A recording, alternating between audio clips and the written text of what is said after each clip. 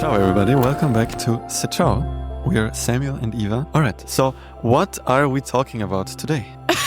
Nothing actually, thank you for watching. Today we want to share our experience and our learnings from our recent project with a client. It was a semi-personal, semi-professional project. We were gifted the dress you see in the project. With one sentence, what would you say was your biggest learning from this little project? My biggest struggle was actually to deal with the cold because the dress is very thin and we were in the mountains at about 2,000 meter height and it's winter.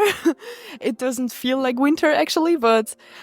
I have to intervene. I thought you prepared for these situations and struggles. Yes, I normally prepare myself mentally by actually breathing and kind of meditating and focusing on the moment and the day before.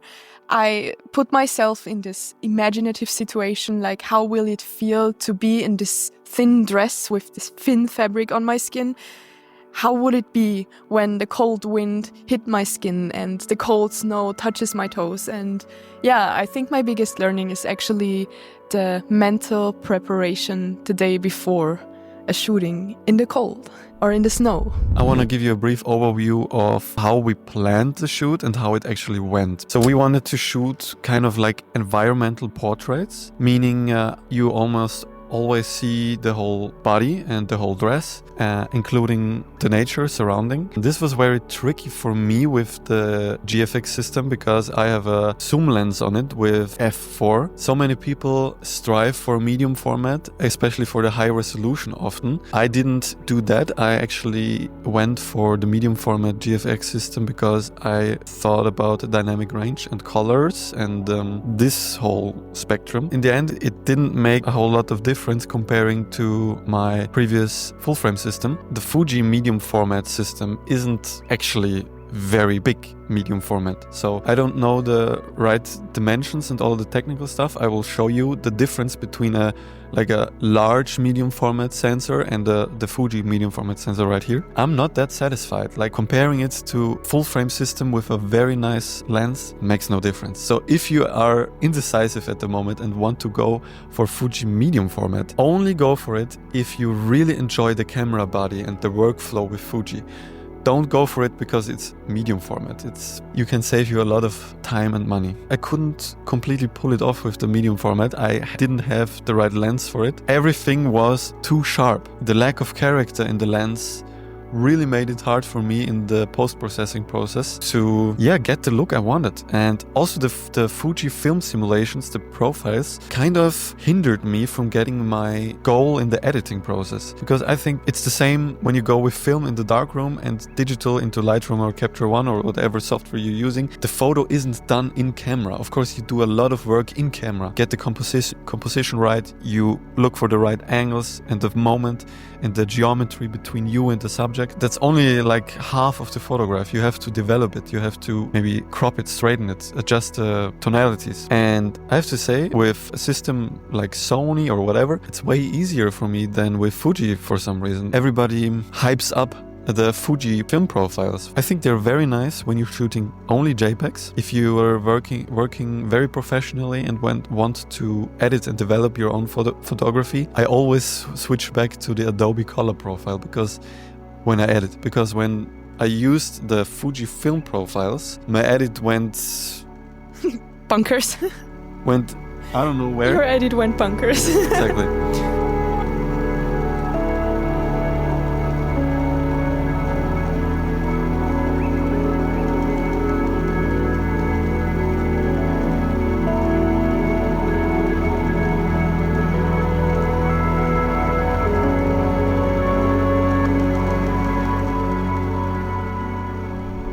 Alright, now coming to the shooting experience from my side. For me, it was a big struggle managing her struggle with the cold wind. It wasn't actually that cold, it was sunny, it was nice, but the wind made it so hard for her.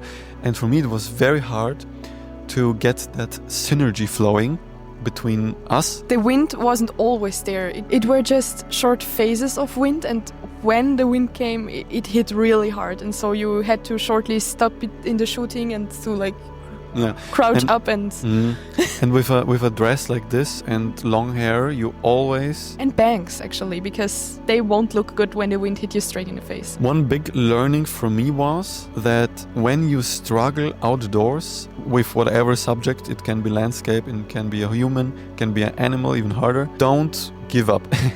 Don't give up immediately, because a few split seconds or a minute later, the situation can change completely again and you can get the photograph you have dreamt of in your planning process. Also, if you feel that tingle in your stomach and feel some like magic moment coming, or like you see like 10 or 50 meters in that direction, you see this spot, go for it, because it will always turn out amazing, because it comes from your instinct. Always go for that. That would be my learning from this shooting. It's super hard to do video and photo at the same time, because both are very different processes. And what we did for this shooting, we just set up our Sony FX3 on our tripod and let it run for minutes, and after a few minutes of shooting, go back, change the composition. This way you can do a kind of a hybrid shoot with two people and still get some nice video footage from it. You can't do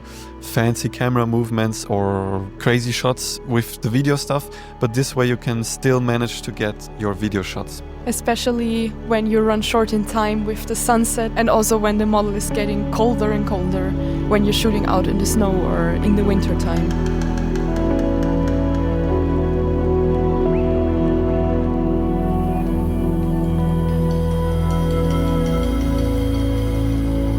With shoots like this, I always try to make it a bit poetic.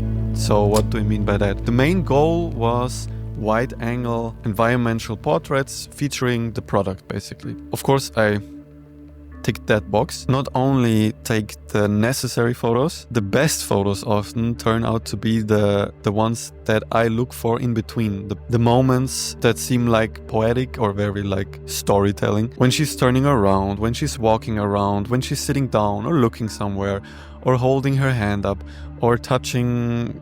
walking barefoot over the hard rocks or whatever. I take these photographs with me, especially when I'm working with digital cameras, because it's free, basically.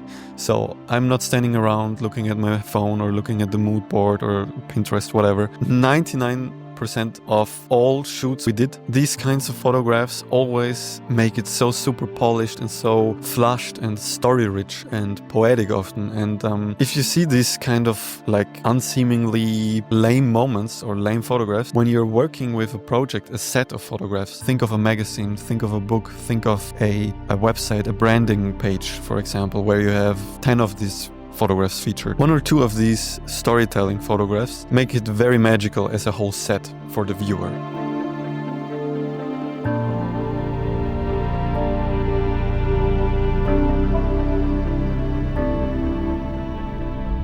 So how can you prepare for shooting in winter time or in the cold season? Maybe with snow, maybe not. What I do is I do cold showers in the morning, and I don't try to fight against the cold. I try to embrace the cold and feel the cold. It's kind of like a cleansing water ritual for me, if you wanted to call it like that. And also with the cold in winter time, when I go outside, I try to breathe the cold air in, to feel it with all of my body and to settle with the feeling of getting goosebumps, the cold in my nose, the cold in my lungs. It's like feeling with nature like animals or like plants would do it, and to not focus on, oh, it's cold, I have to go in the car, I want to be somewhere warmer. I tell myself the cold is warm.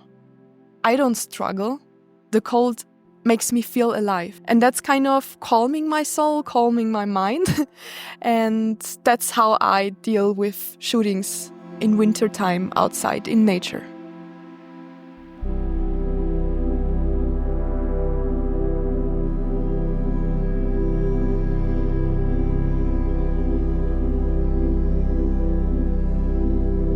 So to sum up, I want to point out that it's super beneficial for you if you want to start working for brands or clients to make such free personal projects for yourself, for your portfolio, for future commissions. Because when you do free projects and personal projects, you can basically do whatever you want and tell your visual story. You don't have to obey any client whatsoever. Especially these projects will turn out to be peak portfolio projects. Probably, like, if you do 10 personal projects very well, at least 2 of them or 3 of them will be the connecting point between you and your future client. It's the small baby steps that actually provides the most value.